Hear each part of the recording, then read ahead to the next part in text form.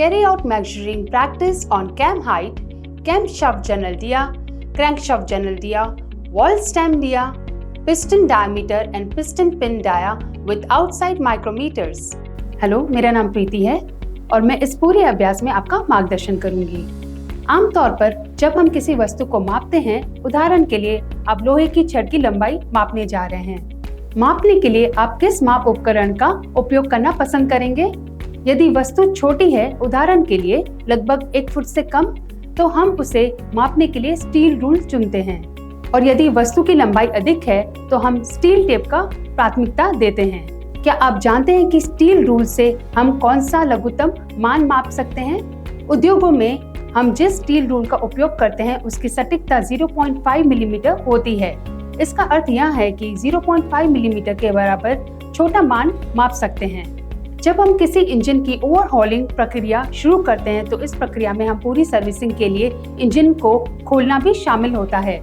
इस व्यापक सर्विसिंग में सफाई, गहन निरीक्षण और उसके बाद इंजन कंपोनेंट्स को फिर से जोड़ना जैसे आवश्यक कार्य शामिल हैं। इंजन कंपोनेंट्स के निरीक्षण के लिए 0.5 मिलीमीटर से अधिक सटीकता वाले माप उपकरणों की आवश्यकता होती है और इस प्रकार के माप उपकरणों को प्रिसिशन इंस्ट्रूमेंट कहा जाता है। उद्योगों में विभिन्न प्रक्रियाओं में सटीकता और परिशुद्धता सुनिश्चित करने के लिए प्रिसिशन इंस्ट्रूमेंट की एक श्रृंखला का उपयोग किया जाता है। उनमें से कुछ को संदर्भ के लिए यहाँ दिखाया गया है। माइक्रोमीटर महत्वपूर्ण प्रिसिशन इंस्ट्रूमेंट में से एक है जिसकी माप सटीकता 0.01 मिलीमीटर होती है और उद्देश्य के आधार पर माइक्रोमीटर विभिन्न प्रकारों में उपलब्ध है। यह आउटसाइड, इनसाइड और डेप्थ माइक्रोमीटर हैं। अब मैं यह बताने जा रही हूँ कि कैम हाइट, कैम शाफ्ट और crankshaft general diameter, valve stem diameter, piston और पिस्टन पिन डायमीटर जैसे इंजन घटकों के आउटसाइड डायमीटर को आउटसाइड माइक्रोमीटर से कैसे मापें। इस प्रदर्शन के अंत में आप सक्षम होंगे आउटसाइड माइक्रोमीटर की सही रेंज का चयन करने में, माप के लिए माइक्रोमीटर को पकड़ने में, माइक्रोमीटर को वर्कपीस पर सेट करने में, आउटसाइड माइक्रोमीटर पर माप पढ़ने में।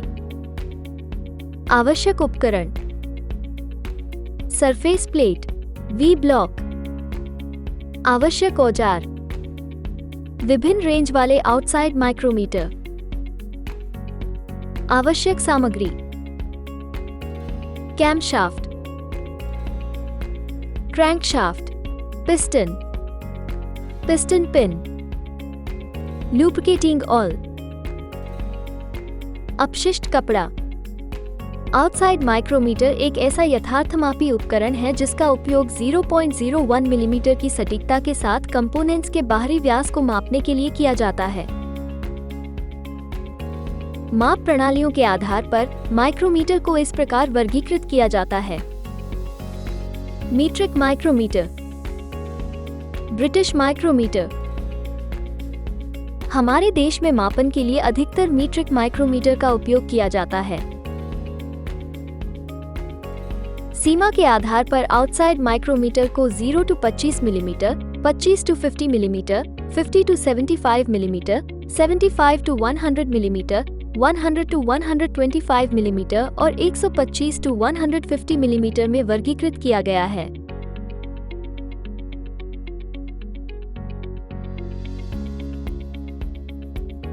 आइए माइक्रोमीटर के विभिन्न भागों के विषय में जानते हैं। ये इस प्रकार हैं: फ्रेम, एनविल, स्पिंडल, मापन सतह, ताला, ग्रेजुएशन के साथ स्लीव, थिम्बल, रेचे स्टॉप। पढ़ने के बिंदु पर मान पढ़ें। आमतौर पर 0 से 25 मिलीमीटर माइक्रोमीटर को छोड़कर शून्य त्रुटि को ठीक करने के लिए एक परीक्षण सेट अलग से दिया जाता है। इस मॉड्यूल में हम मीट्रिक माइक्रोमीटर से कंपोनेंट्स के व्यास को मापना सीखेंगे।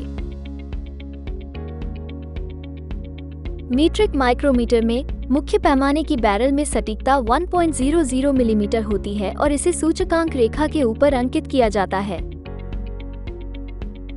मुख्य पैमाने को पुनः 2 भागों में विभाजित किया जाता है और सूचकांक रेखा के नीचे अंकित किया जाता है। इसका मान 0.5 मिलीमीटर होता है। इसके थिम्बल के 50 भाग होते हैं। माइक्रोमीटर का आकार और सटीकता फ्रेम में उत्कीर्ण होती है। माइक्रोमीटर को एक हाथ से या दोनों हाथों से पकड़ा जा सकता है। माइक्रोमीटर को अपने दाहिने हाथ पर पकड़ते समय मुख्य पैमाने पर ग्रेजुएशन को अपनी ओर रखें। अपनी हथेली के निचले केंद्र से फ्रेम को सहारा दें। फ्रेम को हथेली में पकड़ने के लिए अपनी छोटी उंगली या तीसरी उंगली का उपयोग करें। इसे सहारा देने के लिए मध्यमा उंगली को फ्रेम के पीछे रखें। खांचेदार थिम्बल को एडजस्ट करने के लिए पहली उंगली और अंगूठे को मुक्त रखें। मान लीजिए आप इसे दोनों हाथों से पकड़ना चाहते हैं, तो अपने बाएं हाथ की उंगलियों और अंगूठे के बीच फ्रेम को पकड़ें। थिम्बल को समायोजित करने के लिए अपने दाहिने हाथ के अंगूठे और उंगली का उपयोग करें। माप शुरू करने से पहले आउटसाइड कैलिपर से मापे जाने वाले घटक के आकार की जांच करें। फिर माइक्रोमीटर की सही रेंज का चयन करें। अब माइक्रोमीटर में किसी भी प्रकार की त्रुटि की जांच करें। सबसे पहले लॉक को खोलें। 0 to 25 मिलीमीटर माइक्रोमीटर के लिए थिम्बल की घुमावदार सतह को तब तक घुमाएं जब तक कि दोनों मापने वाली सतहें बहुत करीब न आ जाएं और फिर थिम्बल को रेचे द्वारा घुमाना शुरू करें। इसको तब तक घुमाएं जब तक कि रेचे से एक विशेष आवाज न आने लगे और रेचे तंत्र से विशेष आवाज आने पर घुमाना बंद कर दें। माइक्रोमीटर की अन्य रेंज के लिए शून्य त्रुटि के लिए मापने वाली सतहों के बीच परीक्षण सेट के सही आकार का उपयोग करें। यदि कोई त्रुटि हो तो अब उसकी गणना करें। मान लीजिए कि थिम्बल का शून्य मुख्य पैमाने की डेटम लाइन से पूरी तरह मेल खाता है, तो नोट करें कि त्रुटि शून्य है या नहीं है। यदि थिम्बल का शून्य डेटम लाइन से मेल नहीं खाता है और यदि यह डेटम लाइन से नीचे है, तो त्रुटि को धनात्मक शून्य त्रुटि कहा जाता है। नोट करें कि डेटम लाइन के नीचे कितने डिवीजन हैं। उदाहरण के लिए इस छवि में ये 2 डिवीजन है, जिसका अर्थ प्लस 0.02 मिलीमीटर पॉजिटिव 0 एरर है। इसी प्रकार यदि थिम्बल पैमाने की 0 लाइन डेटम लाइन से ऊपर है तो त्रुटि को नेगेटिव 0 एरर कहा जाता है। डिवीजन को नोट करें और विचलित हुए कुल डिवीजन को न्यूनतम गिनती अर्थात 0.01 मिलीमीटर से गुणा करें। आपको नेगेटिव 0 एरर मिलेगी। उदाहरण के लिए जैसा कि इस छवि में है, यह -0.04 मिलीमीटर है। माइक्रोमीटर पढ़ने की विधि वर्कपीस से ली गई रीडिंग को देखें। वर्कपीस से ली गई रीडिंग को देखें। बैरल स्केल 1 मिलीमीटर वृद्धि वाले पर मिलीमीटर की पूरी संख्या पढ़ें जो थिम्बल के बेवल किनारे से पूरी तरह से दिखाई देती हैं। उदाहरण 7.00 मिलीमीटर। थिम्बल बेवल किनारे से पूरी तरह से दिखाई देने वाला कोई भी आधा मिलीमीटर जोड़ें।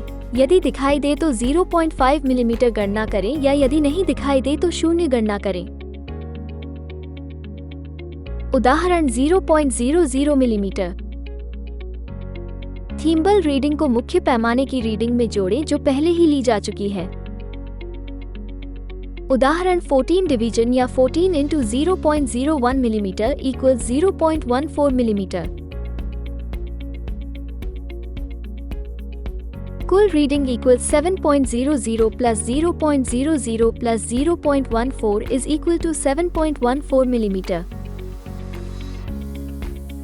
अब मैं आपको दिखाऊंगी कि एक मीट्रिक आउटसाइड माइक्रोमीटर के साथ कैम हाइट और कैम शाफ्ट के जर्नल व्यास को कैसे मापें। कैम शाफ्ट को मापने से पहले सरफेस प्लेट को साफ करें और तेल की एक परत लगाएं। सही आकार केवी ब्लॉक को सतह प्लेट पर ठीक से रखें। मापने के लिए कैम शाफ्ट का चयन करें और इसे अच्छी तरह से साफ करें।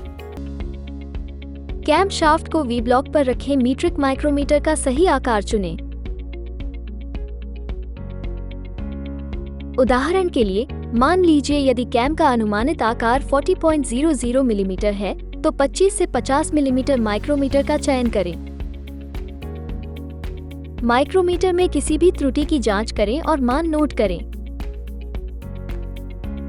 जिसके बाद लॉक को खोलें। फिर थीम्बल की खांचेदार सतह को अनुमानित मापे गए मान से थोड़ा ऊपर वामावर्त दिशा में घुमाएं। अब मापने के लिए अनविल और स्पिंडल के मापन सतहों को कैम पर रखें और थीम्बल को रेचे के साथ क्लॉकवाइज घुमाएं जो फ्रेम की ओर पेंच कर रहा है। रेचे की आवाज सुनने के बाद घुमाना बंद कर दें और इसे लॉक कर दें। माइक्रोमीटर को कैम की मापने वाली सतहों पर ले जाने का प्रयास करें और माइक्रोमीटर की मापने वाले सतहों पर एक छोटा सा घर्षण महसूस करें।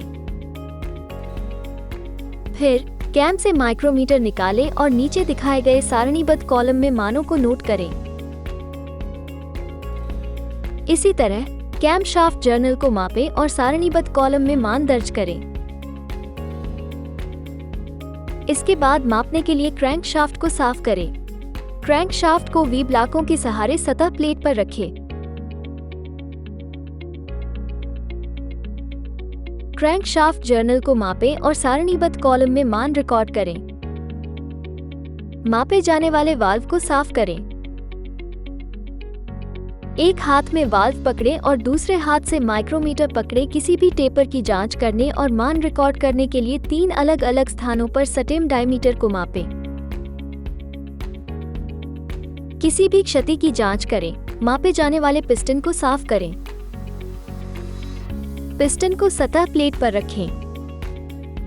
निर्माता के विनिर्देशों के अनुसार दिखाए गए अनुसार इसकी बाहरी किनारों में पिस्टन व्यास को मापें और मान दर्ज करें।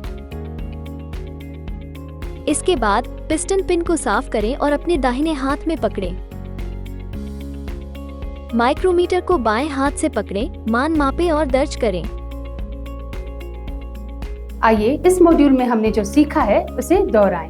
हमने सीखा है आउटसाइड माइक्रोमीटर को सही सीमा का चयन करें। माप के लिए माइक्रोमीटर को पकड़ना, माइक्रोमीटर को वर्कपीस पर सेट करना, आउटसाइड माइक्रोमीटर पर माप पढ़ना।